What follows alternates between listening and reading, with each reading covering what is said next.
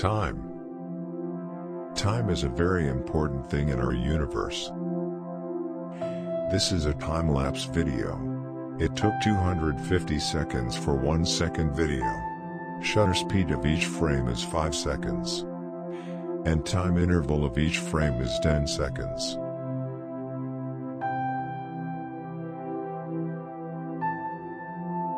And today we want to discuss about real time. Do we know? What is a second? Do we think ever about time? What is the duration of 1 second? And why is the duration of 1 second? We made time. Before the mankind, do you think was there any existence of time?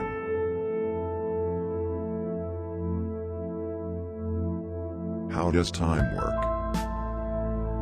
When considering time, it's easy to quickly get lost in the complexity of the topic. Time is all around us, it's ever present and is the basis of how we record life on Earth. It's the constant that keeps the world, the solar system and even the universe ticking.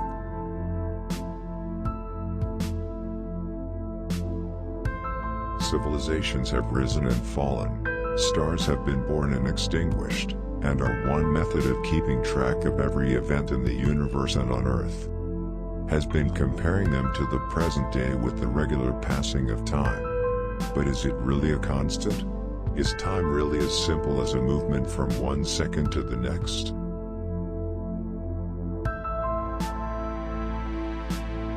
$13.8 billion years ago the universe was born, and since then time has flown by to the present day, overseeing the creation of galaxies and the expansion of space.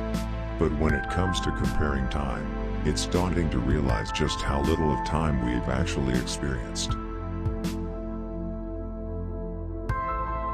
Earth might be 4.5 billion years old, but modern humans have inhabited it for around 300,000 years. That's just 0.002% the age of the universe.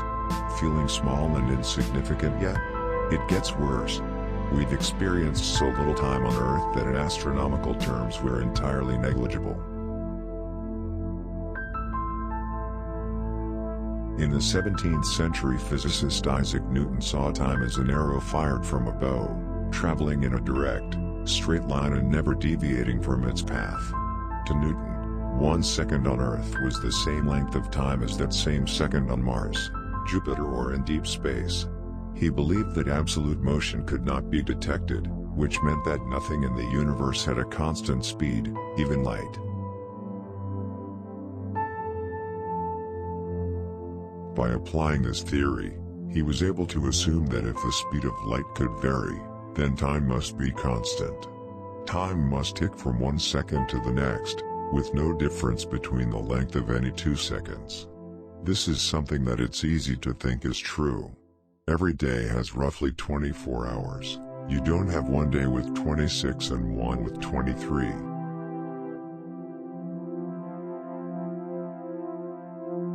However, in 1905, Albert Einstein asserted that the speed of light doesn't vary, but rather it is a constant, traveling at roughly 186,282 miles per second, or 299,792 kilometers per second.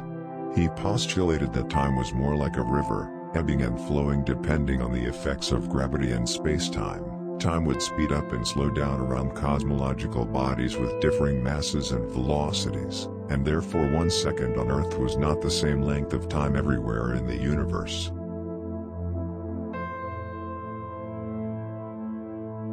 This posed a problem. If the speed of light was really a constant, then there had to be some variable that altered over large distances across the universe.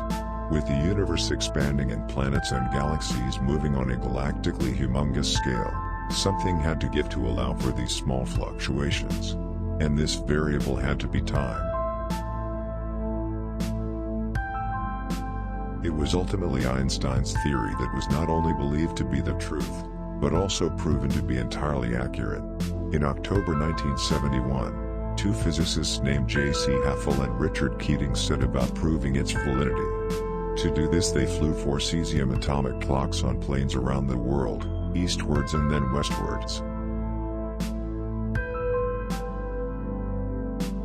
According to Einstein's theory, when compared with ground-based atomic clocks, in this instance at the U.S. Naval Observatory in Washington, D.C., Haffel and Keating's airborne clocks would be about 40 nanoseconds slower after their eastward trip, and about 275 nanoseconds faster after traveling west, due to the gravitational effects of the Earth on the velocity of the plane, according to their 1972 study in the journal Science. Incredibly, the clocks did indeed register a difference when traveling east and west around the world, about 59 nanoseconds slower and 273 nanoseconds faster respectively when compared to the U.S. Naval Observatory. This proved that Einstein was correct, specifically with his theory of time dilation, and that time did indeed fluctuate through.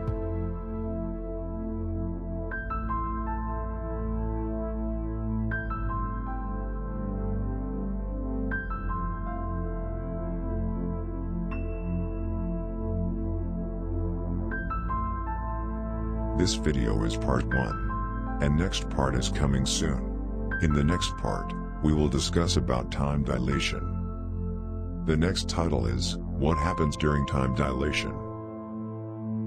Thank you.